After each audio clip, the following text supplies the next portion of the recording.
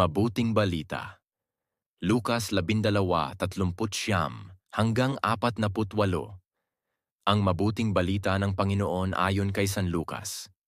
Noong panahong iyon, sinabi ni Jesus sa kanyang mga alagad, "Tandaan ninyo ito, kung alam lamang ng puno ng sambahayan kung anong oras darating ang magnanakaw, hindi niya pababayaang pasukin ang kanyang bahay. Kayo may dapat humanda, sapagkat darating ang Anak ng Tao sa oras na hindi ninyo inaasahan." Itinanong ni Pedro, "Panginoon, sinasabi po ba ninyo ang talinghagang ito para sa amin o para sa lahat?" Tumugon ang Panginoon, "Sino nga ang tapat at matalinong alipin? Hindi ba siya ang pamamahalain ng kanyang Panginoon sa sambahayan nito upang magbigay sa ibang mga alipin ng kanilang pagkain sa karampatang panahon? Mapalad ang aliping iyon kapag dinatnan siyang gumagawa ng gayon pagbabalik ng kanyang Panginoon. Sinasabi ko sa inyo, pamamahalain siya ng kanyang Panginoon sa lahat ng ari-arian nito.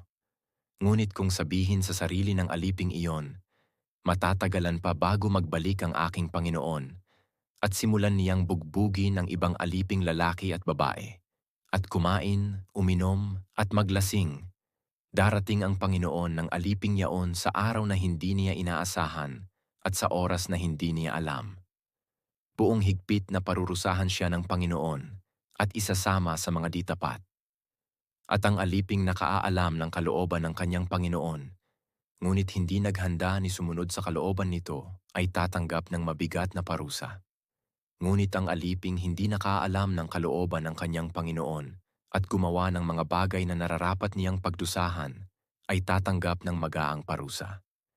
Ang binigyan ng maraming bagay ay hahanapan ng maraming bagay, at ang pinagkatiwalaan ng lalong maraming bagay ay pananagutin sa lalong maraming bagay.